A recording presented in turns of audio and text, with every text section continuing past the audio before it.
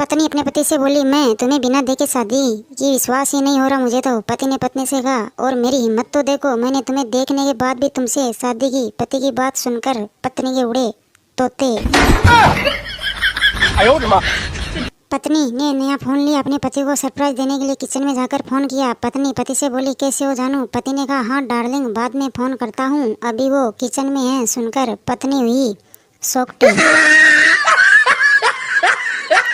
पप्पू शराब पीते पीते रोने लगा। बंटी ने पप्पू से पूछा, क्या हुआ, क्यों रो रहा है? पप्पू ने बंटी से कहा, यार जिस लड़की को भूलने के लिए पी रहा था उसका नाम याद नहीं आ रहा। पप्पू की बात सुनकर बंटी हुआ शॉक्ड।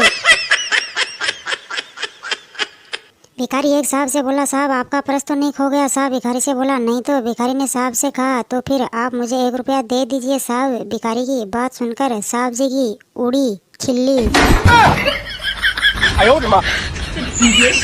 पप्पू अपने दोस्त चिरकुट से बोला, यार चिरकुट, जो लोग हमेशा ऑफिस में ओवर टाइम करते हैं क्या वो सबसे मेहनती हैं? चिरकुट ने पप्पू को बताया, अरे ऐसा नहीं है, या तो बीवी से तंग है या फिर ऑफिस में किसी के संग है।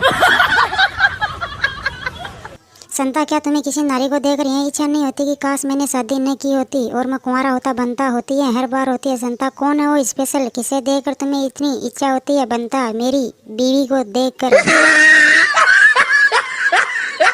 संता बीवी के साथ बस में जा रहा था। कंडक्टर से कहा, 1.5 टिकट दे दो, आधा मेरे लिए और 1 मेरी बीवी के लिए। कंडक्टर, मुझे आ गई है तेरा पूरा टिकट लगेगा। संता, फिर मेरा पूरा टिकट दे दो और बीवी की हाफ, उनकी तो मुझे नहीं आई है।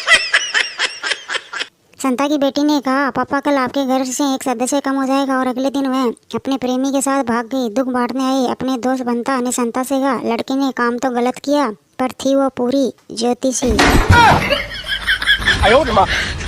एक दोस्त दूसरे दोस्त से बोला, शादी के बाद क्या होता है? दूसरा, पहले साल में आदमी बोलता है और भी सुनती है, दूसरे साल में औरत बोलती है और आदमी सुनता है, और तीसरे साल में दोनों बोलते हैं और फिर पड़ोसी सुनते हैं।